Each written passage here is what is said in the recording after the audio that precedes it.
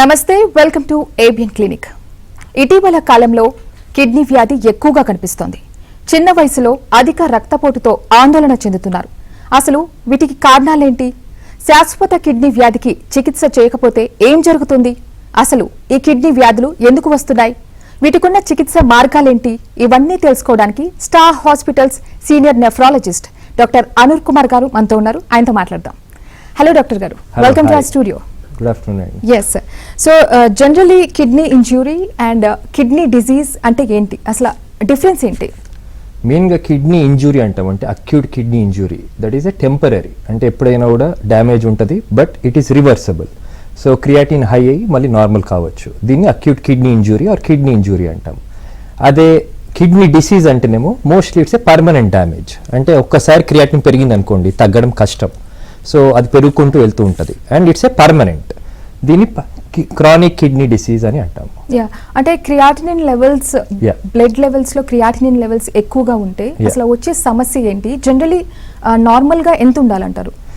Normal creatinine around females లో అయితే around 1, males లో అయితే అరౌండ్ 1.2 to 1.3. ఎందుకంటే మేల్స్ లో కొంచెం మజిల్ మాస్ ఎక్కువ ఉంటుంది కాబట్టి we expect little higher creatinine. Females లో 0.8 to 1 అనేది చూస్తాం. సో జనరల్గా క్రియాటినిన్ పెరిగింది అంటే కిడ్నీలో ఏమైనా ప్రాబ్లం ఉందా అనేది చూసుకోవాలి. సో అందుకే we ask them to meet a nephrologist. అంటే ఇప్పుడు ఈ సిమ్టమ్స్ ఏ విధంగా కనిపిస్తాయి? సపోజ్ క్రియాటినిన్ లెవెల్స్ ఎక్కువగా ఉన్నాయంటే ఆ సిమ్టమ్స్ ఏ విధంగా ఉంటాయి అండ్ ముందుగానే ఎటువంటి జాగ్రత్తలు తీసుకోవాలి? Right question. యాక్చువల్లీ ఏంటంటే ఇప్పుడు ఉండే ప్రాక్టీస్లో వీఆర్ నాట్ సీయింగ్ సిమ్టమ్స్. అంటే ఆల్మోస్ట్ 9 out of 10 పీపుల్లో సిమ్టమ్స్ ఉంటలేవు, ఎస్పెషలీ ఇన్ యంగ్స్టర్స్. అంటే క్రియాటినిన్ 8 కావచ్చు, 10 కావచ్చు, కిడ్నీస్ చిన్నగా అయిపోయి మా దగ్గరకు వస్తారు, but they will be totally normal on seeing. వాళ్ళు ఏంటంటే జస్ట్ నోస్ నుంచి బ్లీడ్ వస్తుంది, బ్లరింగ్ ఆఫ్ విజన్ ఉంది, నాకు కళ్ళు మస్కగా ఉన్నాయి, కనిపించట్లేదు అని ఆప్థమాలజిస్ట్ దగ్గరికి వెళ్తారు. అక్కడికి వెళ్తే BP will be more than 180, 200. So ఆ టైంలో క్రియాటినిన్ చెక్ చేపిస్తే it will be more. So అలా మా దగ్గరకు వస్తున్నారు ఎక్కువ కేసెస్, బట్ స్క్రీనింగ్ చేయించుకొని ముందే రావడం అనేది చాలా తక్కువ. So as a nephrologist, we request them to screen and detect the kidney disease early.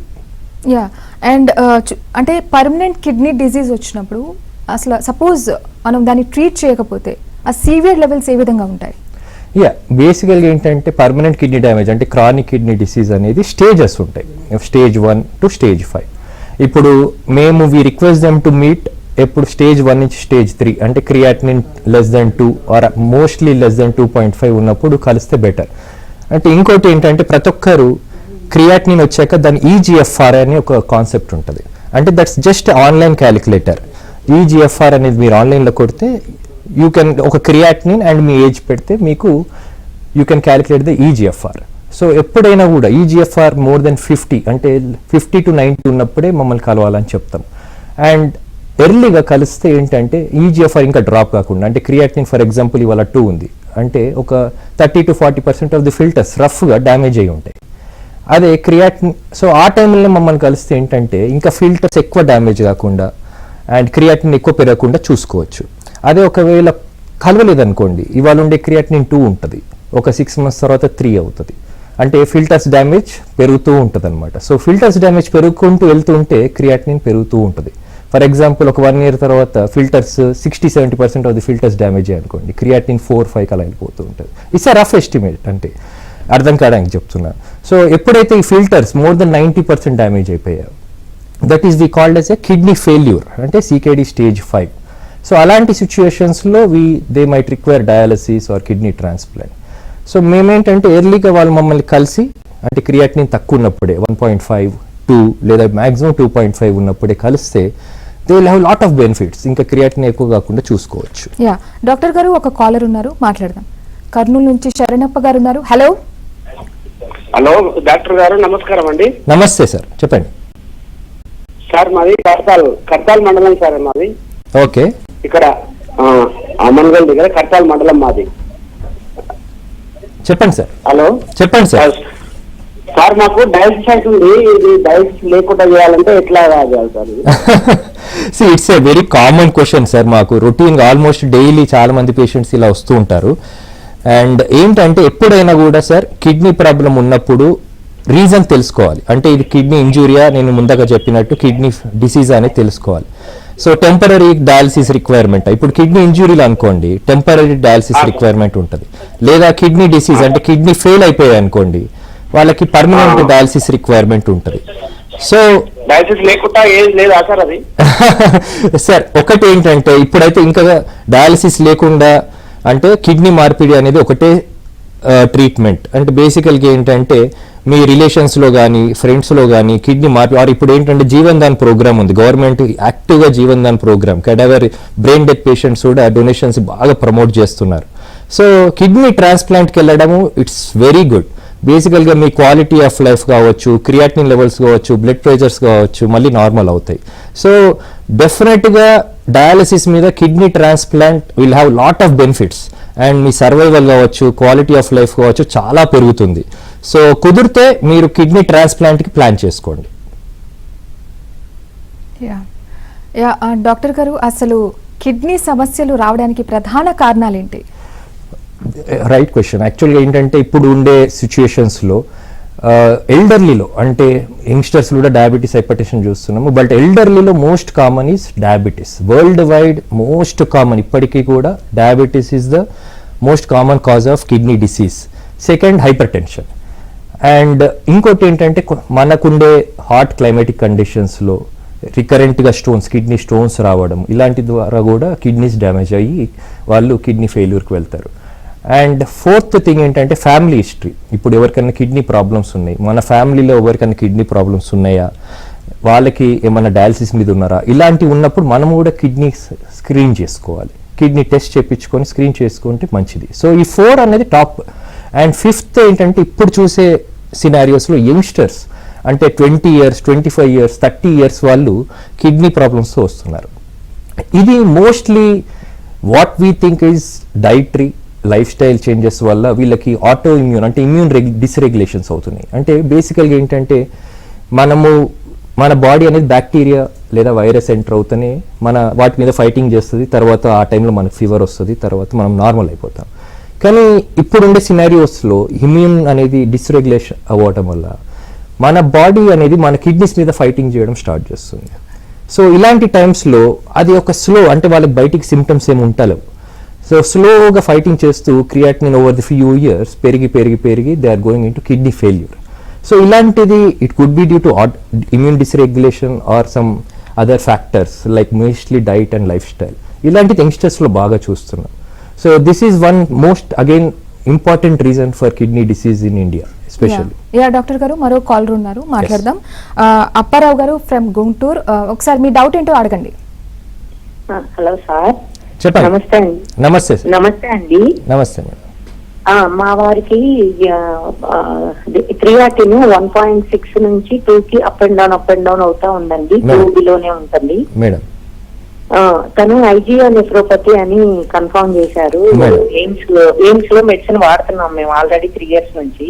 Madam తనకి దగ్గర 14 రకాల మందులు అయితే వాడుతున్నారండి మెడిసిన్.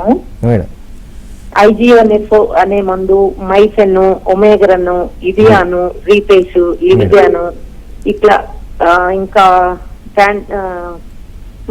ఇంకా ఉన్నాయండి. మేడం అర్థమైంది, చెప్పండి. ఇలా మెడిసిన్ వాడుతున్నారు. అది ఎలా అండి, పూర్తిగా క్యూర్ అయ్యే అవకాశం ఏమైనా ఉందా? మేడం రైట్, మంచి క్వశ్చన్. బేసికల్ గా ఇక్కడ ఐజీ అనేది క్యూర్ కాకపోయినా అంటే టోటల్లీ క్యూర్ అనేది ఇనిషియల్ గా అంటే క్రియాటినిన్ కొంచెం ఇంకా తక్కువ ఉన్నప్పుడు 1.3, 1.4 లేదా మీరు ప్రోటీన్ లీకేజ్ ఉన్నప్పుడే ఎర్లీగా అంటే క్రియాటినిన్ కంటే పెరగక ముందే ప్రోటీన్ లీకేజ్ అనేది ఉంటుంది. అలాంటి సిచ్యువేషన్స్ లో మనం ట్రీట్ చేసి క్యూర్ చేసే అవకాశాలు ఉంటాయి. బట్ ఇలాంటి సిచ్యువేషన్స్ లో మీరు చాలా ఏళ్ళ నుంచి ఒకవేళ 1.6, 1.8 ఉంది అంటే బెటర్ కంటిన్యూ మెడిసిన్స్. బట్ భయపడకండి, ఎందుకంటే మీరు మంచి మెడిసిన్స్ వేసుకొని బీపీ కంట్రోల్ మంచిగా చేసుకొని యూరిన్లో ప్రోటీన్ లెవెల్స్ తక్కువ చేసుకుంటే మీ క్రియాటినిన్ ఇంకా పెరగకుండా ఫ్యూచర్లో ఇంకా ప్రాబ్లమ్స్ అంటే క్రియాటిన్ పెరిగి కిడ్నీ ఫెయిల్ కాకుండా చూసుకోవచ్చు. సో ఇప్పుడు క్రియాటినిన్ దాన్ని తగ్గియడం కోసం క్యూర్ కోసం పెద్దగా ఆలోచించద్దు. బట్ అట్లీస్ట్ అంతే లెవెల్లో కిడ్నీ డిసీజ్ ఉండేటట్టు క్రియాటినిన్ అంతే పెట్టేటట్టు చూసుకోండి. డాక్టర్ గారు మరో కాలర్ ఉన్నారు, మాట్లాడదాం. కృష్ణా జిల్లా నుండి పవన్ కళ్యాణ్ గారు. ఎస్, మీ డౌట్ ఏంటో అడగండి. హలో, చెప్పండి. నమస్తే డాక్టర్ గారు. యా నమస్తే, చెప్పండి. రొటీన్ టెస్ట్ లో భాగంగా మా బ్లడ్ టెస్ట్ చేయించుకుంటే క్రియాటిన్ 1.5 ఉందని నెఫ్రాలజిస్ట్ కన్సల్ట్ కమ్మన్నారండి. సార్ ఆ తర్వాత కిడ్నీ బయాప్సీ చేశారండి.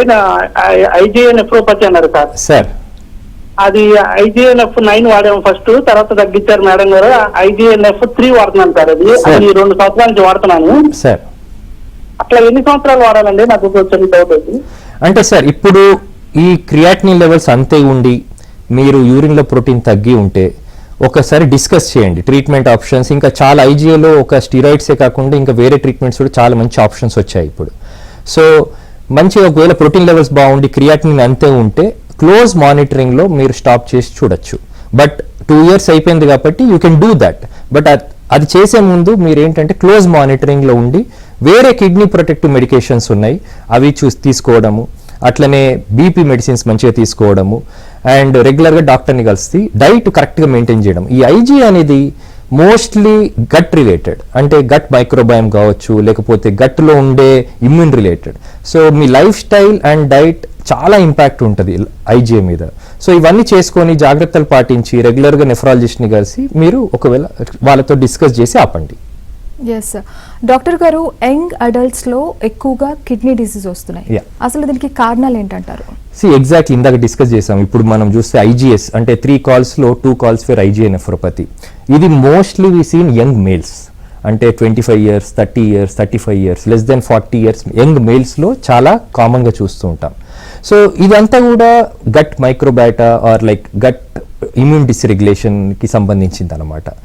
సో ఇలాంటి ఇమ్యూన్ డిస్రెగ్యులేట్ అయినప్పుడు మన కిడ్నీస్ మీద ఐజీఏ అనే యాంటీబాడీస్ ఫైటింగ్ చేసి ఐజీఏ నెఫ్రోపతి అనేది వస్తూ ఉంటుంది. సో ఇది ఐజీఏ కావచ్చు, సమ్ అదర్ ఆటోఇమ్యూన్ రిలేటెడ్ కావచ్చు, ఇవన్నీ చూసుకోవాలి. అండ్ కొన్నిసార్లు చాలాసార్లు ఐజీఏ డయాగ్నోస్ చేయలేము. సరే సార్ వాళ్ళు వచ్చే వరకే క్రియాటినిన్ అనేది పెరిగి ఉంటుంది, వారి కిడ్నీ స్మాల్ అయిపోయి ఉంటాయి. అందుకే వాళ్ళని మేము స్క్రీనింగ్ అంటే ఎర్లీగా ఇవన్నీ ఐజీఏ ఇవన్నీ తెలుసుకోవడం, బయటికి సిమ్టమ్స్ రావడం చాలా కష్టం. అందుకే ఎర్లీగా స్క్రీనింగ్ అంటే 20 years, 25 years వచ్చినప్పటి నుంచే every yearly once BP monitoring and creatinine, simple creatinine test, urine protein test, ఇవి చేసుకుంటే ఏంటంటే అట్లీస్ట్ మీ కిడ్నీస్ అనేది ప్రాబ్లంలో లేవు. అండ్ ఒకవేళ ఎర్లీగా ఇయర్లీ వన్స్ చేసుకున్నప్పుడు ఎర్లీగా ప్రోటీన్ లీకేజెస్ ఉన్నాయి అనుకోండి, డాక్టర్ని ఇమీడియట్గా కలిసి దానికి ట్రీట్మెంట్ ఎర్లీగా స్టార్ట్ చేస్తే క్రియాటినిన్ ఎలివేషన్స్ కూడా మనం కాకుండా చేసుకోవచ్చు. And BP important. ఇప్పుడు ఇక్కడ ఏంటంటే ఈ యంగ్స్టర్స్లో బీపీస్ వస్తున్నాయి. సో యంగ్స్టర్స్లో హై బ్లడ్ ప్రెషర్ వచ్చిన వాళ్ళందరూ కూడా అందరూ kidney test and urine protein test చేయించుకోవాలి. దీనివల్ల ఏంటంటే వాళ్ళకి కిడ్నీలో ఏమన్నా ఇబ్బందులు ఉన్నాయా, కిడ్నీలో ఇబ్బందుల వల్ల బీపీ వస్తుందా అని తెలుసుకొని దాన్ని ట్రీట్ ఎర్లీగా చేస్తే again they will have good results. Doctor గారు మరో కాలర్ ఉన్నారు, మాట్లాడదాం. శ్రీనివాస్ రెడ్డి గారు, మీ డౌట్ ఏంటో అడగండి. చెప్పండి మేడం. చెప్పండి. నమస్తే మేడం, నా పేరు శ్రీనివాస్ రెడ్డి మేడం. మాది నంద్యాల జిల్లా వెలుగోడు మేడం మాది. ఓకే, మీ డౌట్ ఏంటో అడగండి. సార్ మాట్లాడుతున్నాం. చెప్పండి సార్. సార్ మా అమ్మగారికి సార్ మాదేమంటే మాది నంద్యాల జిల్లా వెలుగోడు సార్ మాది. చెప్పండి సార్. ఏం లేదు సార్, మా అమ్మగారికి కిడ్నీ షుగర్ ఉంది 20 years నుంచి సార్. సార్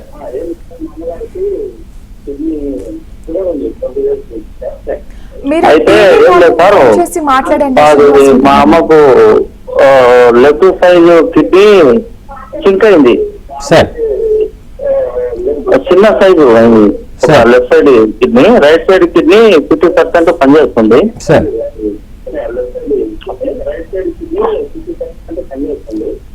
అయితే సో డాక్టర్ గారు కిడ్నీ ఫెయిల్ అయిందని చెప్తున్నారు. సో అసలు దీనికి ఏంటి solution? Most of the time ఈ కిడ్నీస్ ఫెయిల్ అయినప్పుడు 2 things, అంటే వాళ్ళ కిడ్నీస్ అనేది లెస్ దెన్ 10% వర్క్ చేస్తుంటుంది. సో ఇలా ఉన్నప్పుడు ఏంటంటే 2 options ట్రీట్మెంట్ ఆప్షన్స్ ఉంటాయి.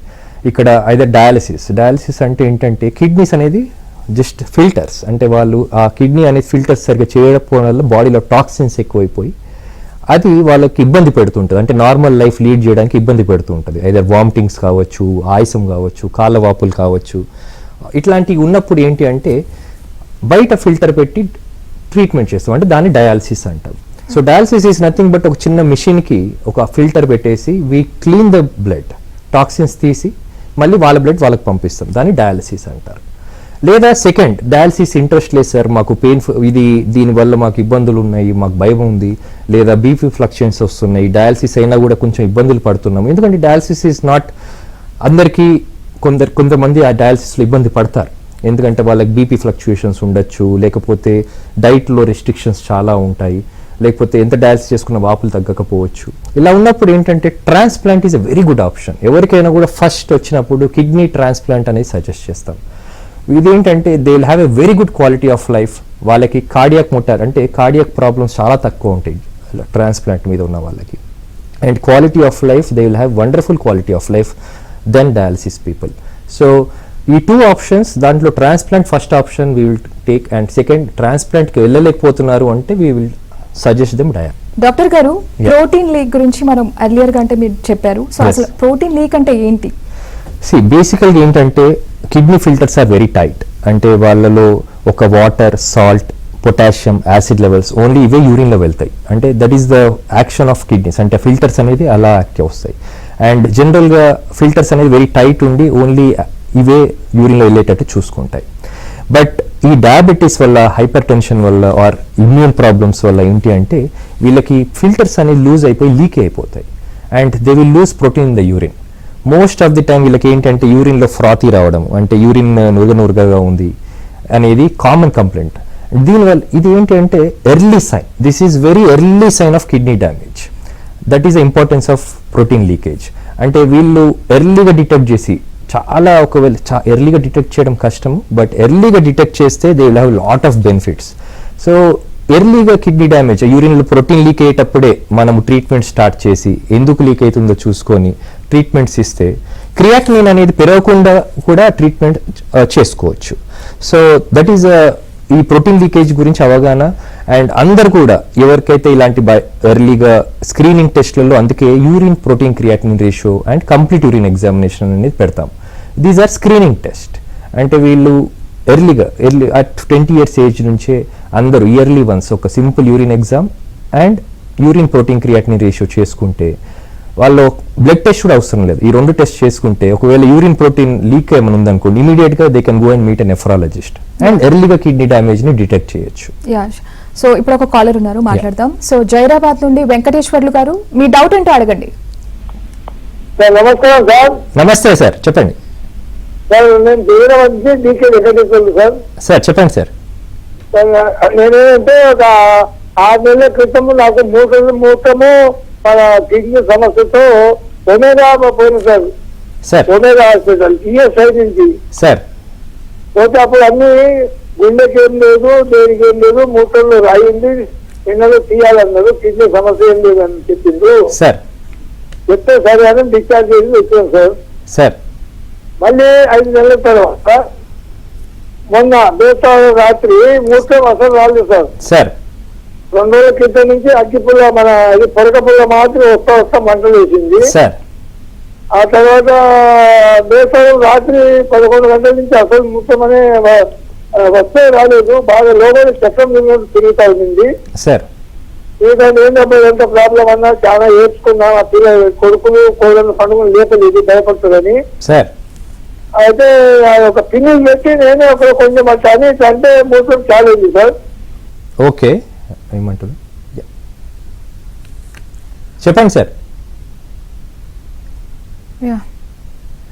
సో బేసికల్గా ఇక్కడ ఏంటి అంటే ఆయన కిడ్నీ ప్రాబ్లం ఎందుకు వచ్చింది అనేది ఆయనకు అర్థం కాలేదు. అంటే ఇదివరకు అంత బాగుంది అన్నారు, ఒక 2 weeks తర్వాత కిడ్నీ ప్రాబ్లం ఎందుకు వచ్చింది అనేది ఆయనకు అర్థం కాదు. బహుశా ఆయనకి అదే అనుకుంటే క్వశ్చన్.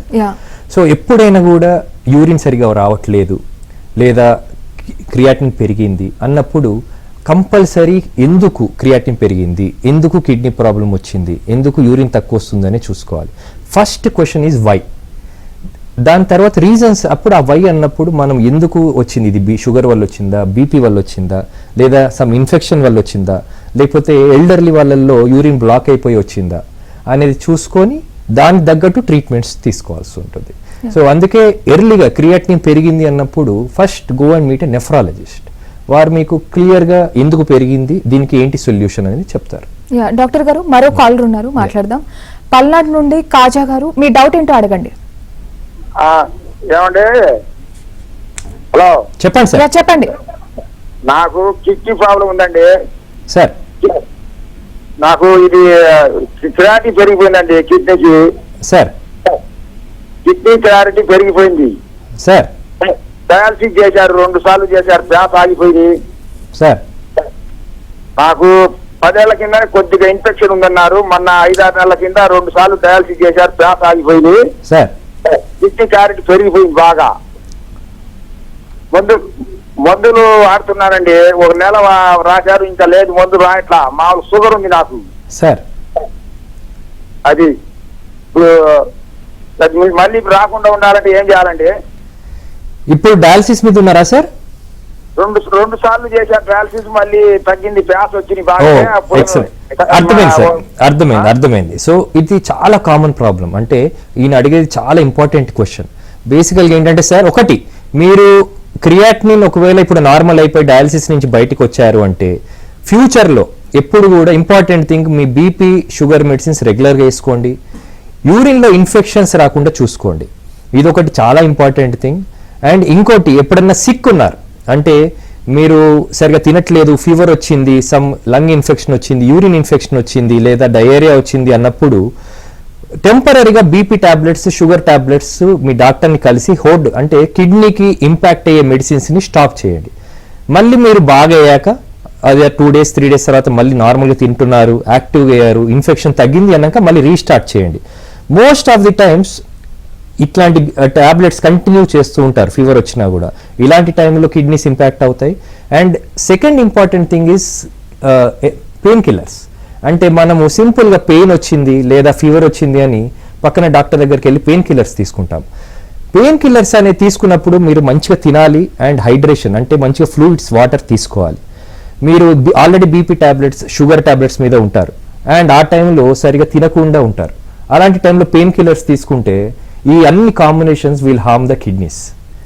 సో ఎప్పుడైనా కూడా మీరు ఒకటి first step, BP sugar medicines ఏమన్నా కిడ్నీకి ఇంపాక్ట్ అయిన ఉన్నాయి ఆపడం, పెయిన్ కిల్లర్స్ డాక్టర్ని సంప్రదించి తీసుకోవడం, అవసరమైతే paracetamol is very safe, you can use it. Third, మంచిగా అయ్యాక మళ్ళీ కలిసి ఇవి టాబ్లెట్స్ రీస్టార్ట్ చేసుకోవడం. సో ఇవి తీసుకోవడం వల్ల, ఈ జాగ్రత్తల వల్ల మీరు అంటే కిడ్నీ ఇంజూరీ, రెగ్యులర్గా కిడ్నీ ఇంజూరీ రావడం అనేది you can prevent it. Doctor గారు, డయాలిసిస్ అనేది ఒక పెయిన్ఫుల్ ప్రాసెస్ అని చాలా మంది అంటూ ఉంటారు.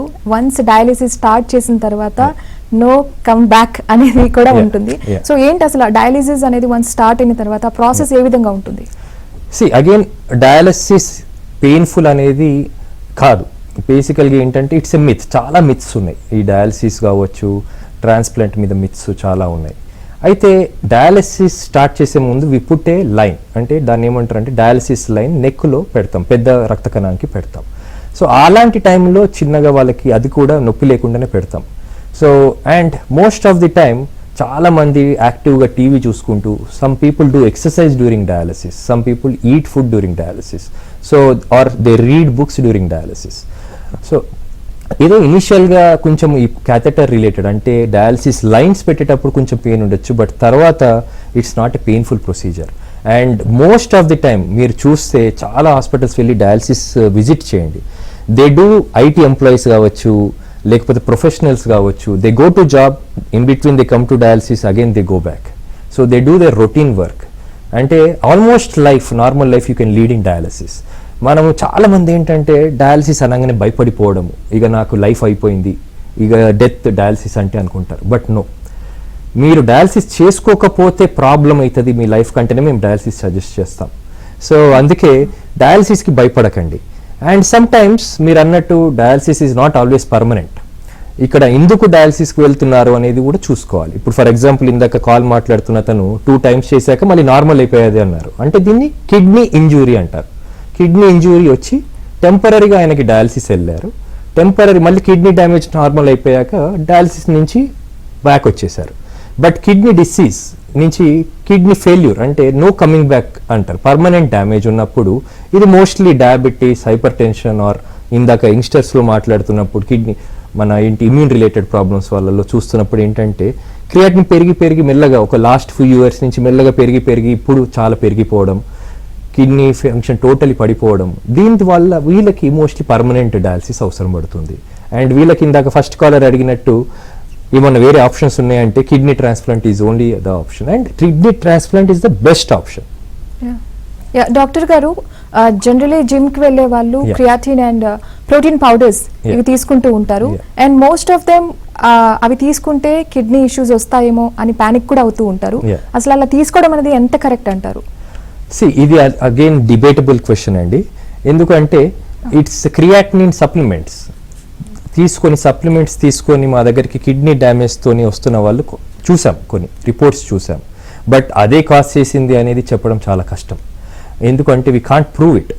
బట్ ఒకటి ఏంటంటే what we suggest to normal people or మా దగ్గరకు వచ్చి రొటీన్గా ఈ క్వశ్చన్స్ చేస్తూ ఉంటారు, వీళ్ళకి ఏం సజెస్ట్ చేస్తామంటే ఇఫ్ యూఆర్ ప్రొఫెషనల్, అంటే జిమ్ ప్రొఫెషనల్, మీకు అది చేసుకుంటేనే యూ విల్ హ్యావ్ లైఫ్ అనుకుంటే you take under close monitoring.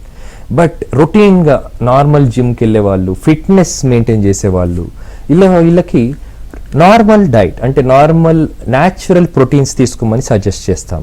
So దీని ద్వారా దే కెన్ వాళ్ళు కిడ్నీస్ కూడా డ్యామేజ్ కాకుండా చూసుకోవచ్చు. డాక్టర్ గారు, thank you so much. Kidney సమస్యలకి సంబంధించి ఎన్నో విషయాలు తెలియజేశారు. Thanks a lot for your time. Thank you very much. So ఇది ఇవాల్టి ABN clinic. Keep watching ABN for more updates.